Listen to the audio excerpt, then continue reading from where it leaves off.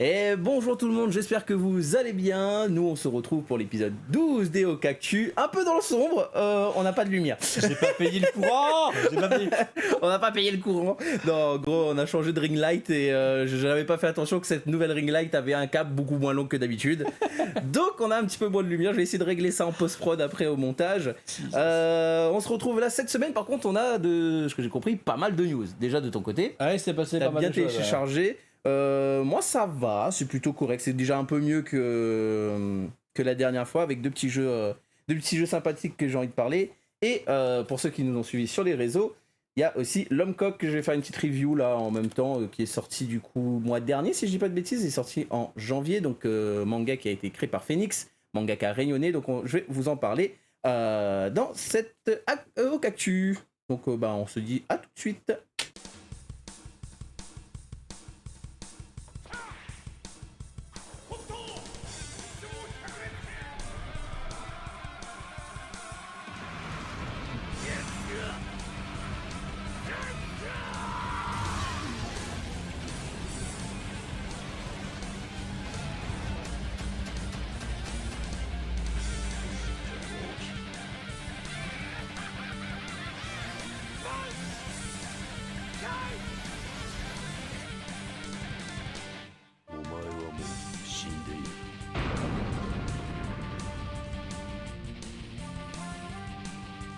Alors, tu veux commencer? Alors, je commence. Évidemment, la bonne nouvelle de la semaine, c'était Metal Gear. Ah, bah du coup, t'as pris cette petite news. Ah, je suis obligé de la prendre. Ça, c'est un jeu de bonhomme aussi. Ça, on peut y jouer, ça, c'est bien. On a enfin donc un trailer et on a une date de sortie, par contre, 28/08/2025. Ouais, 28 août, ouais. Alors, pour un jeu qui est censé sortir en début d'année. C'est vrai qu'il était censé sortir fin décembre. Fin décembre, on l'avait préco déjà, nous, pour la boutique, et qui a été décalé. Ça a quand même fait plaisir de le voir passer. Mais qui, du coup, est un remake, ça, j'avais pas compris. Ah, si. Donc, c'est un remake du Metal Gear Solid 3. Et du coup, je pense que t'allais parler. Vas-y. Le petit mode de jeu qui revient. Non, c'est pas. Ah, t'as pas. J'ai regardé le trailer, j'ai vu la date. Parce que... Ok, donc il y a un petit mode de jeu qui revient, qui était déjà dans le Metal Gear Solid 3 de base, qui est le mode de Monkey. Oui. Donc en gros, tu dois éliminer le plus de singes qui viennent de la licence Ape Escape. Ça aussi, c'est un jeu que j'aimerais bien qu'il revienne en version remake, remaster. Ouais. Que j'avais bien dosé ça. Je crois que c'était le 3 qui était sur PS2. J'avais bien kiffé. D'accord, ouais, mais voilà. bon, surtout Metal Gear. Oui. Voilà, donc ça m'a fait plaisir de le voir. Franchement, ça fait toujours plaisir de voir Snake. Voilà. De toute façon, du moment qu'il n'y a pas Raiden. J'aime bien Raiden, mais dans le jeu que j'ai fait, Rising. Voilà. Ouais, Bon, je vais en parler un petit peu de Rising, Rising très rapidement, mais voilà. Voilà, sinon Ok. quand je joue à Metal Gear, je joue avec Snake, hein, pas déconner. Avec Snake, ouais. Voilà, pas déconner. Ça marche, t'avais autre chose en même temps? Vas-y. Alors, on va alterner. du coup, on va rester dans le truc avec un peu Metal Gear, même si c'est très rapide pour Metal Gear. C'est surtout par rapport à Bayonetta 4. On commence à avoir de plus en plus de mauvaises nouvelles. On espérait avoir une suite à Bayonetta 3, mais donc tu sais que ça a été développé par Platinum Games. On connaît que là, actuellement, ils sont sur le grand Ninja Gaiden 4. Ouais, ça c'est bien. Mais alors, ça a l'air de donner de bonnes nouvelles, c'est-à-dire que voilà, ils ont du boulot et tout, mais pourtant, il y a une grosse razzia aussi chez Platinum Games. Beaucoup de gens sont partis, dont notamment l'un des cofondateurs, donc Hideki Kamiya, qui avait créé la franchise déjà de Bayonetta, qui était le papa de Devil May Cry, et en plus qui était à la création de Resident Evil 2, l'original. Donc quand même, c'est un gros nom qui s'en va de Platinum Games. Parce que lui il est parti du coup chez un nouveau studio chez Clover, je crois que c'est même lui qui l'a créé, et qui sont sur la création du nouveau Okami. D'accord. Voilà, donc lui il est parti là-bas, et après t'as plein d'autres départs donc, chez Platinum Games, dont le réalisateur de Bayonetta 3, t'as le game director de Bayonetta Origin, tu as le directeur aussi tout court de Bayonetta 3, Yosuke Miyata. Tu as Masaki Yamanaka, qui était le game designer de Wonderful 101.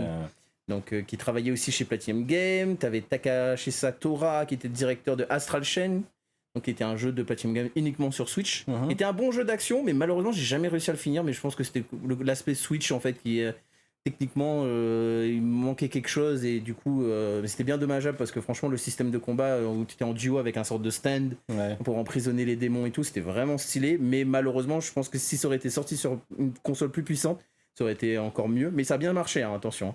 Mais bon, lui s'en va. Et donc, du coup, le directeur de Metal Gear Rising, qui travaillait chez Platinum Games, Kenji Saito, est parti aussi. Plus plein d'effectifs qui ont été réduits. Et ils avaient déjà de base un projet qui s'appelait le projet GG, qui était normalement prévu et qui est tombé à l'eau avant même d'avoir été annoncé en gros. Donc, chez Platinum Games, ça part mal. Pour en tout cas un futur Bayonetta. Quoi. On sait pourquoi ils sont partis ou c'est. Pas spécialement. C'est je pense qu'ils ont. C'était marqué qu'ils voulaient réduire les effectifs en termes de coûts. D'accord. Donc Kumotea, je pense que ça commence à coûter trop cher d'avoir plusieurs équipes certainement et qu'ils ont voulu juste se concentrer sur Ninja Gaiden, garder une fine équipe pour Ninja Gaiden et puis voilà quoi. Et pas avoir plusieurs factions de trucs. En espérant que ça n'entache pas le reste des sorties. Parce que... Bah oui, on espère aussi. Et après, je te laisse repartir. Je partirai sur le manga. Moi j'étais très content également cette semaine parce que tu sais que je suis très très old school. Donc évidemment, quand on m'annonce la sortie, enfin le trailer de Capcom Fighting Collection 2 qui sort et apparemment la date est prévue pour le 16 mai. Ok, donc ça ne pas si longtemps que ça. Oui, donc à confirmer si ça a été, ça va le garder, si vont l'avancer, la retarder. Mais bon, on a un trailer et ça a complètement fou évidemment. Donc là avec jeu SNK. Old school, SNK, Capcom SNK 1, Capcom SNK 2, Rival School. Oui, il y a une bonne, une bonne sélection. Le Capcom Fighting Jam, bon. Ça, c'est pas très très grave. C'est vraiment voilà, la petite douille dans une grosse archive. Non, c'est une bonne merde. C'est une catastrophe. Mais bon, voilà, le Capcom, il y aura surtout le Capcom SNK 2, SNK Pro. De Joe Higashi. Vraiment, ça sera vraiment complet. Et si c'est aussi propre que je pense que ça va être que la première Fighting Collection. Du coup, si ça sort en mai, ça sort après par contre Fatal Fury. Ça sort le 16 mai. Et Fatal Fury sort. C'est pas en avril, Fatal Fury? Je crois qu'il sort en avril. Fury. Moi, j'aurais dit que ça aurait été sympa de faire dans le sens inverse, s'ils auraient pu, pour faire la pub pour Fatal Fury après. Mais ils ont préféré. Après, tant mieux. Moi, je préfère avoir Fatal Fury en premier que Collection, j'avoue. De mon côté, en tout cas. Les deux. Pour pouvoir me lancer dedans et peut-être faire de la compétition. Qui confirme vraiment la chose, c'est qu'on continue à aller dans le sens, c'est qu'on pense vraiment qu'on aura un Capcom SNK 3. SNK 3, surtout si celui-là il marche bien en termes de vente, je pense que ils auront de quoi faire, parce que ça a bien marché pour. Je crois que ça avait quand même très bien marché la collection Marvel vs Capcom. Ils l'ont mis à l'Evo. Et ils l'ont mis à l'Evo. Donc ça veut dire peut-être qu'ils ont commencé à se dire bon, il faudrait peut-être sortir un nouveau, pas Infinite s'il vous plaît, mais voilà un nouveau. Mais ils savent très bien que. Donc je pense qu'ils ont pas mal de trucs là dans les chaumières. Ouais, voilà. Ok. Tu avais autre chose Après, je vais passer sur les films. Sur les films, bon. Moi, je vais parler du coup du fameux nouveau manga de Phoenix, donc mangaka réunionnais qui avait commencé chez notre ancien boulot, dans les éditions Bulle dans l'Océan avec le manga Gecko, qui était un manga bien sympathique, qui malheureusement n'a pas pu continuer vu que la maison d'édition a fermé. Qui était un manga shonen très classique, très classique dans l'idée parce que ça prenait beaucoup de l'idée de Yu Yu Hakusho, mais remixé dans ça se passe à La Réunion avec les mythes de La Réunion, avec le grand méchant qui est Grand Mercal, notre personnage Gecko qui en fait devient un gecko, se fait transformer par un gecko pour avoir des pouvoirs avec d'autres personnages mythiques de La Réunion. Et là, du coup, Phoenix, il arrive, il est contacté, ou je sais pas si c'est lui qui a contacté ou il a été contacté par Omake édition, donc là c'est une édition française, donc on commence à toucher la cour des grands. Et voilà, c'est très bien pour une histoire d'horreur, même si je vais revenir là-dessus, sur une histoire d'horreur réunionnaise en prenant le mythe de l'homme coq, qui est une légende urbaine un peu pour faire peur aux enfants, voilà, qui est pour dire que si les enfants vous restez trop longtemps dehors le soir, l'homme coq va arriver pour vous kidnapper. Comme Daimon vient de le faire, il a kidnappé Fluffy.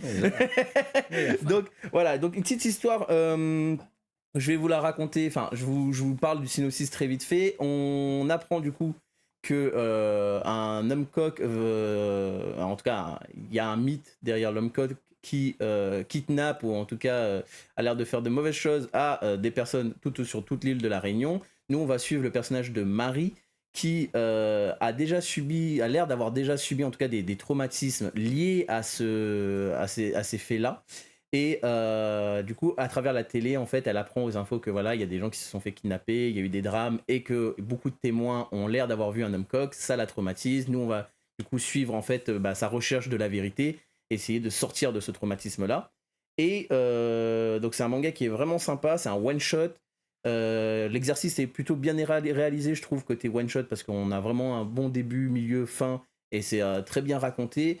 Les dessins, comme je t'ai pu le montrer du coup un petit peu avant, c'est voilà, moi j'aime beaucoup le dessin assez gras de Phoenix, c'est des traits bien appuyés et tout, j'aime beaucoup. C'est un fan de Tsutomu Nie, donc Blame, les trucs comme ça. Donc en termes de dessin, de toute façon vous allez voir, je vais vous mettre quelques exemples au niveau du dessin pour le monstre, du coup l'homme coq, c'est super bien réalisé. Petit défaut, comme je t'en avais parlé en off, le seul défaut que j'ai avec ce manga, c'est le visage des personnages. Enfin, c'est l'endroit où tu te dis, il peut s'améliorer, parce que parfois les personnages, mangaka, c'est ça, il vient tout juste de commencer, on va dire, dans ce niveau-là. Et voilà, c'est le seul petit bémol, c'est que parfois les personnages principaux ou secondaires, ils changent un peu de morphologie de visage en fonction de où est placé le point de vue et tout. Donc voilà, c'est le petit truc que tu peux remarquer. Mais sinon, à part ça, l'histoire est vraiment sympa. Tu as un bon univers qu'il essaye de mettre en place et qui, j'espère, peut être réutilisé pour d'autres petits one-shots comme ça, des réunions horror story. Donc non, franchement, il y a du tout bon. Et voilà. Et après, je pense qu'ils ont un peu peut-être poussé le côté un peu au début. Tu as l'impression que ça va partir en slasher. En vrai, partez pas là-dessus. Il y a le côté slasher certes au début, mais ça va plus partir sur de l'horreur psychologique en vrai. D'accord. Voilà, donc c'est plus de l'horreur psychologique que vraiment de l'horreur classique. On est là pour décapiter des gens ou trucs comme ça, pas du tout. Mais c'est vraiment bien raconté et tu sens que le gars a travaillé son histoire. Donc voilà, je vous laisse checker ça. C'est un one shot. Je pense qu'il doit être dans les 9,80€, 11,50€, je pense, à la Réunion. Parce que c'est quand même un bon petit pavé. Hein. Il y a quand même pas mal de pages, donc je vous laisse checker ça. Voilà. Bah ouais, alors 7,90 mais prix métropole. Ah, donc ouais, on sera sur du 9,50 je pense. Ouais, 9,80. Ouais, un truc comme ça. Voilà. Actu horreur, on a Devour the Movie, on a la première image du Minotaur. Pourquoi j'en parle parce qu'en fait c'est par le réalisateur de Bad Candy, qui est un film très très connu dans le monde de l'horreur. Les effets spéciaux sont par Wayne Anderson surtout, donc Wayne Anderson qui a travaillé essentiellement sur Jurassic World, Heat, donc ça, et évidemment The Predator, qui était peut-être pas une merveille, mais les effets spéciaux en pratical étaient extraordinaires. Bien réalisés. Ouais. Et en fait, le pitch est très très sympathique. En fait, c'est un groupe de métal féminin qui va se retrouver confronté à des cannibales dont le chef est un sorcier. What the fuck? Oh, le speech! Ah, là tu m'as eu, tu m'as dit vas-y, hop là. Donc, speech de série B. Ça va mélanger grosse série B évidemment, horreur, cannibale, fantastique. Quand tu verras la gueule du Minotaur, tu vas comprendre. D'accord. Des créatures de fou. Enfin bref, ça va être complètement barré et j'ai vraiment hâte de le voir. Vraiment, ça va vraiment. Ça s'appelle Devour. Voilà. Ok. On a également en fait une période, parce qu'on n'a pas de date de sortie exacte du prochain film de Tom Hardy. Oui, qui s'appelle Avoc. Ouais, j'ai vu ça. J'en parle, je l'ai vu. Parce que c'est évidemment réalisé par Gareth Evans. Gareth Evans à qui on doit The Raid, Gangs of London. Ouais. Donc, comme je l'ai dit souvent, dans le monde du cinéma d'action, il y a eu un avant et après The Raid. La façon qu'il a de faire ses films d'action, l'ultra-violence, les scènes de combat vraiment survitaminées, c'est à chaque fois une pépite. Et là, cette fois-ci, on a Tom Hardy, donc il nous revient dans un style à part. Il a l'air d'avoir un peu... Enfin, en tout cas, il est moins gros, fat que dans Venom, quoi. Venom, t'avais l'impression que le mec, je sais pas, il avait plus envie de faire des efforts. T'as vu Venom aussi. Ouais, et là, t'as l'impression que quand même, le gars, il a un peu retravaillé, quoi. Il a un peu retravaillé, et surtout, ça... Pour donner un ordre d'idée, ça va être ils annoncent ça comme un John Wick survitaminé. Donc, de toute façon, c'est du Gareth Evans. Tu peux faire plus survitaminé que John Wick. C'est Gareth Evans, gars. T'as confiance. Ah ouais. Tu as vu The Raid 1, The Raid 2 les raids, c'est pas les trucs avec les. Le premier, en fait, c'est un film. C'est un des premiers films de Gareth Evans. C'est son deuxième, parce que le premier qu'il a fait, ça s'appelle Meranto. Donc c'est toujours avec Iko Uwais, qui est une star en Indonésie. Et en fait, il pratique un art martial qui s'appelle le Meranto, justement. Et c'est un art martial qui est un mi-chemin entre la boxe thaï et le jiu-jitsu. En fait, il y a beaucoup de choses. Et ça cogne vraiment très très sec. Et dans The Raid, en fait, le premier film, c'est les gars, ils doivent aller chercher un baron de la drogue en haut d'un étage. Ah non, mais c'est pas celui-là. C'est une tuerie, vraiment. Tu vois, quand je t'ai dit, tu vois un avant et après The Raid. The Raid, c'est que. T'as vu Guns of London, la série? Non plus. Parce que c'est un petit peu calmé parce que le public n'était pas prêt pour ça en Angleterre. Mais pareil, les scènes d'action sont complètement dantesques. D'accord. Ça cogne sec. Et ça, c'était sorti quand, ça, The Raid The Raid, c'est sorti il y a un moment. C'était il y a 15 ans.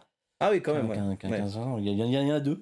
Il y a un remake américain qui est en cours, mais je pense qu'il galère un petit peu. J'en parle parce qu'apparemment, il y a peut-être Franck Grillo dedans. D'accord. Et Franck Grillo danse très très bien, je pense. Ok, voilà, ça marche.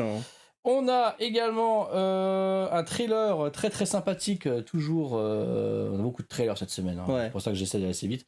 On a un trailer très sympathique de Sinner, le prochain film de Michael B. Jordan, donc réalisé par comment il s'appelle déjà, je ne sais plus. Googler, c'est ça, Googler, le gars qui a réalisé donc Creed évidemment et comment ça s'appelle Black Panther. Le 1 ou le 2 Le 1 ou le 2 Creed, donc, et il a réalisé Black Panther. Et donc, le truc, c'est que le truc, on se rend dans un topo, donc on est dans les années 60, je crois. Ouais. J'ai fait attention. J'avoue, j'ai pas regardé le trailer. J'ai vu le truc sur IGN. Peut-être même un petit peu avant, d'ailleurs. Et on se retrouve donc Michael B. Jordan confronté à des vampires. Oui. Ça a l'air complètement fou. Vraiment, c'est une grosse production Warner. Donc là on a l'autre là-bas qui se bat contre des démons au lieu de la mafia, et maintenant on a le truc avec les vampires. Ouais. Donnie avec les. Donnie, c'est pas pareil. Donnie, dès qu'on le voit on lui dit take my money, c'est bon. Michael B. Jordan, des fois malheureusement il fait des trucs un peu bizarres. Oui, ça c'est l'acteur, ça on est d'accord. Oui, mais il a la production. Je suis peut-être le seul à ne pas avoir aimé l'avoir aimé en tant qu'acteur dans Black Panther, le méchant. Mais Black Panther, tu veux vraiment que je parle de Black Panther? Non, mais ce film, c'est Black Panther pour moi, c'est un mélange entre le Roi Lion et le Prince de Bel-Air. C'est une catastrophe. Ah non, moi j'ai pas aimé le 1 là, le méchant. Le 1, le 2.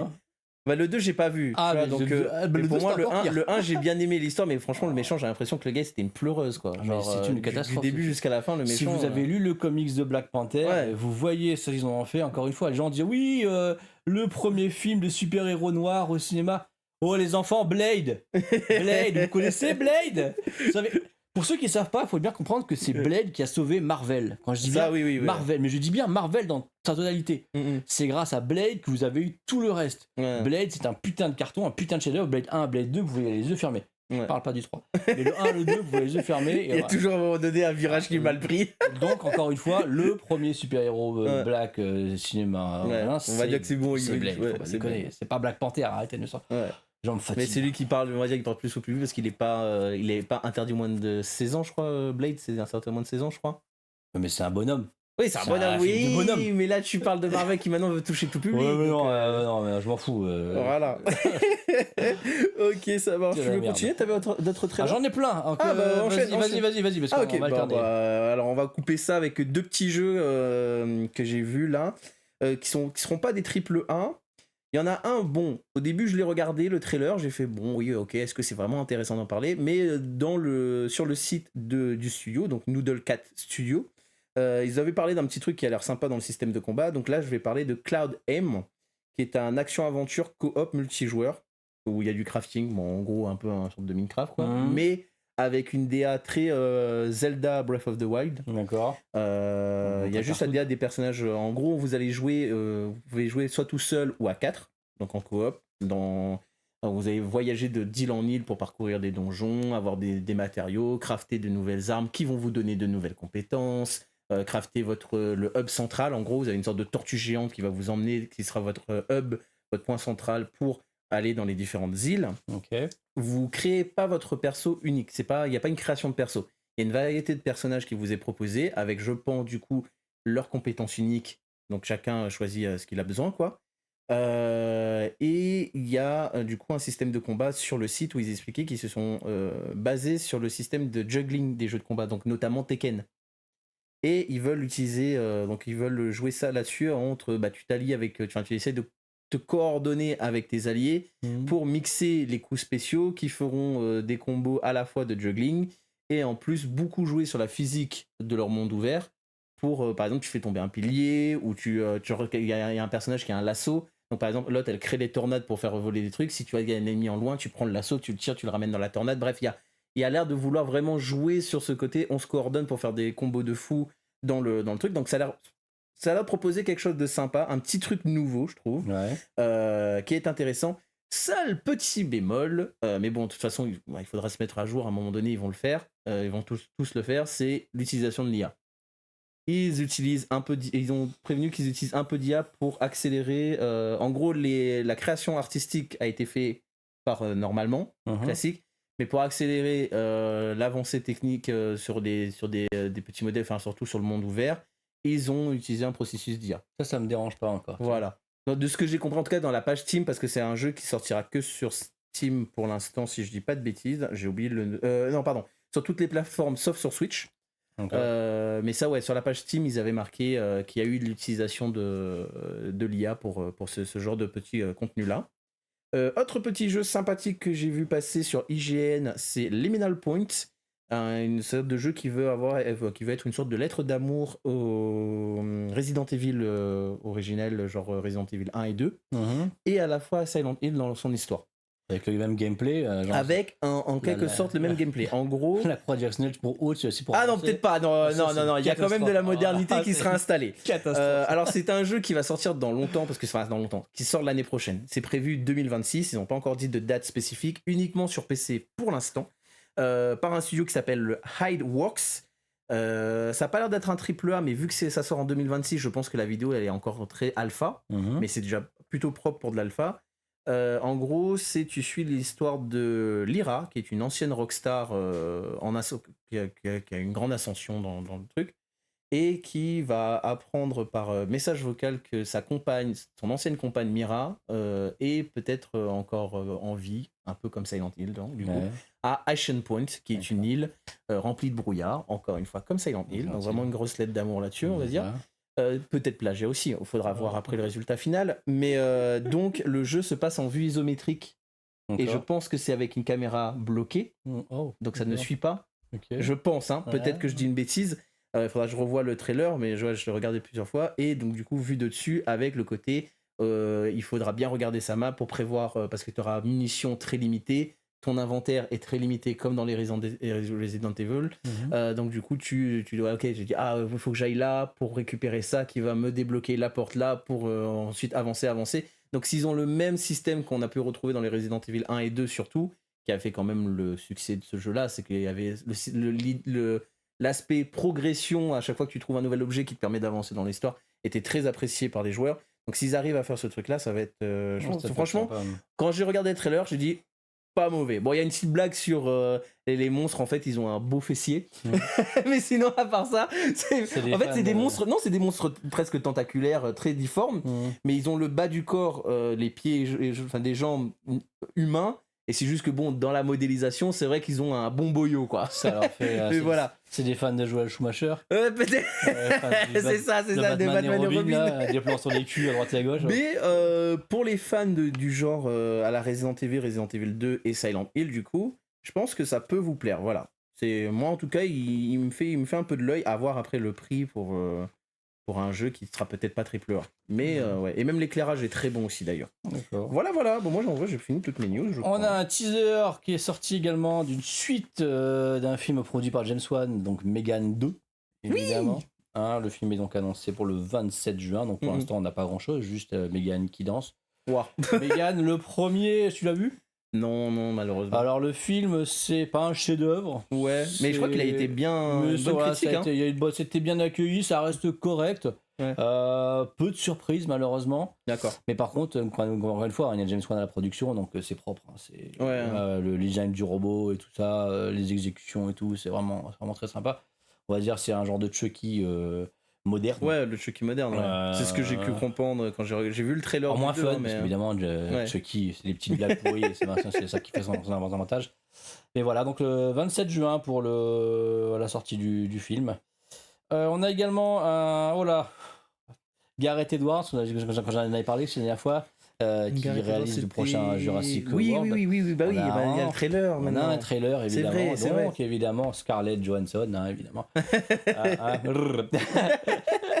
Et donc, le film sort le 4 juillet 2025. Ok, donc. Et comme il l'avait annoncé, donc il y avait un petit côté. Plus survival. Un petit côté Jaws. Voilà, et on est dans le trailer, tu verras, quand tu le regarderas, il y a un passage avec un bateau.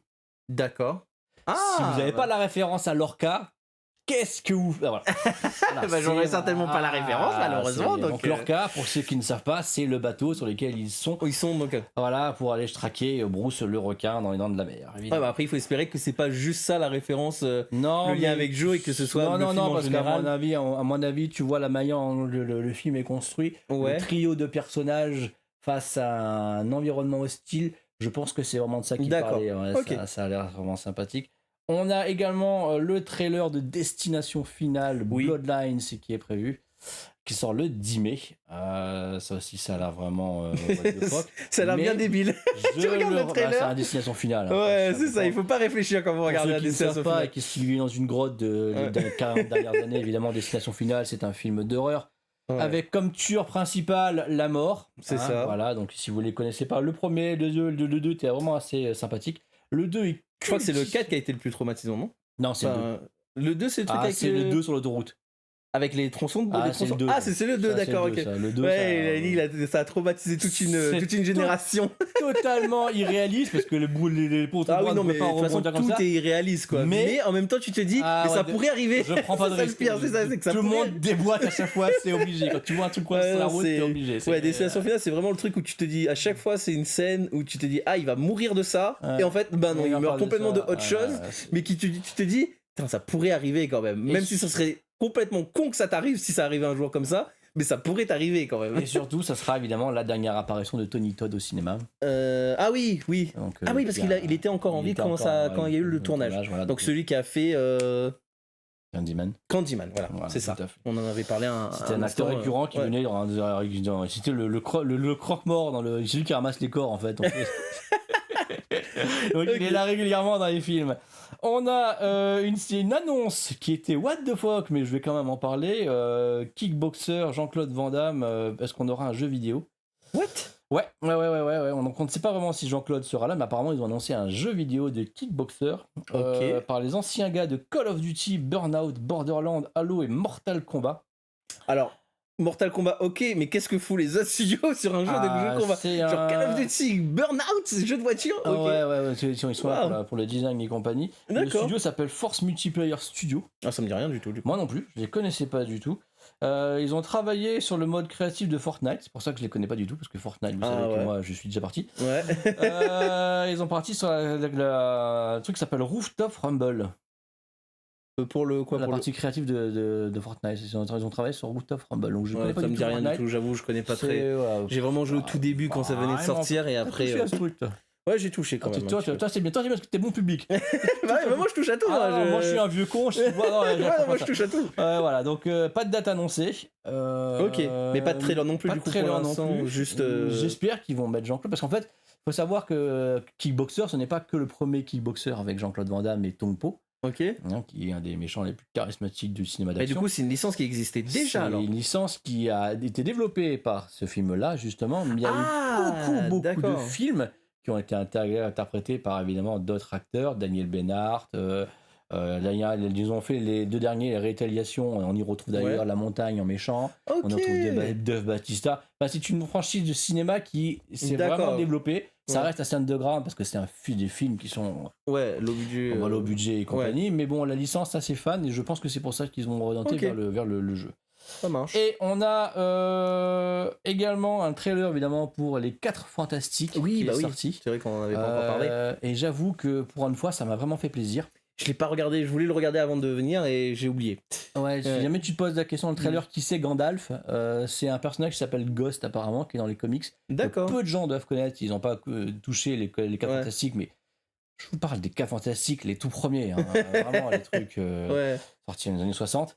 Il y a Galactus qui est annoncé dans le trailer, évidemment. Oui, ça promet ça j'ai vu, il y a eu des mèmes un peu. Et l'ambiance, de ce que j'ai ressenti, compagnie, je suis content parce que ça a l'air propre, ça a l'air vraiment fidèle à ce qu'ils ont fait, malgré évidemment le côté c'est Marvel, on va faire des blagues. Mais comparé aux purges qu'on a eu avant, parce qu'il faut quand même savoir que les 4 Fantastiques est quand même une des licences qui a quand même le plus été violée dans toutes les cartes de France. C'est une catastrophe. Il n'y a eu aucun film de 4 Fantastiques qui a été bon jusqu'à présent. Oui, Surfeur d'argent c'était dégueulasse. Je l'ai vu, mais ça fait tellement longtemps que je me rappelle. Tu as le Docteur Doom qui vole la planche du Surfeur d'argent pour voler. Le Docteur Doom, Fatalis. What the fuck? Ah non, c'est une catastrophe. Ça fait tellement longtemps que je les ai vus. Et puis le film là qu'ils ont fait après, plus, là, avec, je crois qu'il y a Bill Jordan d'ailleurs dans le deuxième, non? Franchement, de la merde. Ouais. Que de la merde. Bon, bref, celui-là, il a l'air sympathique, et surtout qu'en plus, apparemment, il va être annonciateur de ce qui va être Doomsday, Avenger et compagnie. Oui, c'est. Ils vont faire un gros lien avec tout ça. Ouais, j'avoue, ça va être bien. J'ai un petit peu de réticence quand même à Pedro Pascal en Reed Richards. J'aurais quand même préféré un autre acteur, même si j'aime bien Pedro Pascal. Ouais. Et que je pense que cette fois-ci, il s'est dit, quel enfant je vais pouvoir protéger. C'est ça, mais il est pas d'enfant il est vraiment partout, lui. Hein. C'est fou. Bah, c'est un acteur qui est très très bon, Kevin. Hein, c'est un bon acteur en plus. Donc, voilà, ça vaut mieux. Ouais, jamais. Vaut mieux. Et on a en dernier, un film d'horreur fantastique, enfin pas fantastique, horreur, thriller, qui a été annoncé par Stephen King comme un des meilleurs films de l'année qu'il ait vu. D'accord. Donc faut toujours faire confiance à Stephen King. Généralement, il dit rarement de la merde. Ça lui arrive, mais bon, c'est rarement. Là, sur ce coup-là, donc le film s'appelle The Rule of Jenny Payne. Et c'est avec John Lithgow, qui a joué Trinity dans. Tu la connais, Trinity dans Dexter, le vieux qui joue dans. Ah non, bah non, okay. Non, parce que j'ai pas vu Dexter. Et Geoffrey Rush, qui a joué dans Pirates des Caraïbes. Ouais. C'est un film qui a été récompensé au Fantastic Fest. D'accord. Donc le topo est très simple. En fait, on a un ancien juge qui se retrouve dans une maison de redressement, enfin une maison de repos, pardon. Et en fait, il a rien à voir. Il va se retrouver à faire un autre patient en fait, qui s'amuse à torturer les autres résidents. On va être résidents avec des jeux sadiques. Il a une poupée. D'accord. Le trailer a l'air vraiment sans l'ambiance bien glauque. Ouais, glauque du coup. Ça a l'air vraiment sympathique, ça j'ai hâte. Voilà. Bon, bah, ça marche, on va regarder ça. Mais voilà. Ok. Bah écoutez, nous on est bon. Hein. Je pense que moi j'avais fait tout le tour. Ouais, parfait. Petite update sur parce que normalement je devais sortir une vidéo cette semaine sur un jeu d'horreur qui s'appellera, je crois que c'est Slaughterhead, si je dis pas de bêtises. Jeu d'action horreur normalement. Je n'ai pas voulu trop me spoil la démo pour pouvoir profiter et découvrir avec vous. Bon, bah ça s'en sortira cette semaine normalement, parce que j'ai pas pu le faire la semaine dernière et on était un peu chargé. On avoue qu'on a, voilà, avec la petite pub que j'ai fait et tout. Ce qui est cool, encore une fois, comme j'ai dit lors de du reveal du grand gagnant pour le jeu concours, on a eu pas mal de nouveaux clients, ça fait du bien, surtout après la gala qu'on a passé. Donc, c'est bien, voilà. se dire que voilà, tout ce qu'on donne, il y a quand même un minimum de retour. Ça, voilà, c'est ça. Merci c'est à cool. vous, en tout cas. Ouais, bah, c'est ça. Énormément merci pour le soutien. Et donc du coup, ça a un peu décalé toutes les sorties vidéo. Donc normalement, j'espère pouvoir le faire mercredi soir ou jeudi soir au plus tard, parce que j'essaie de le faire la nuit là, vu que c'est un jeu d'horreur. On va essayer de voilà. Et voilà. Et après, sinon, il n'y a rien de nouveau pour nous. Je devais balancer quelques reviews de films et compagnie sur la chaîne. Je l'ai pas encore fait parce qu'en fait, je vous prépare quelque chose de très spécial. Ok. Je me suis dit quand même, pour faire la première vidéo de review et compagnie, j'allais quand même vous parler quelque chose que j'aime énormément. Vous le savez, je vais vous parler évidemment de Hokuto no Ken. Le retour, le remake. Le remake de la vidéo. Je vais vous expliquer pourquoi j'aime Hokuto no Ken. Je vais vous expliquer pourquoi Hokuto no Ken est ma licence préférée. Et ça va être très très fun shui. Ok. Vous êtes préparés. Donc voilà, nous on se retrouve la semaine prochaine. Et à tchuss.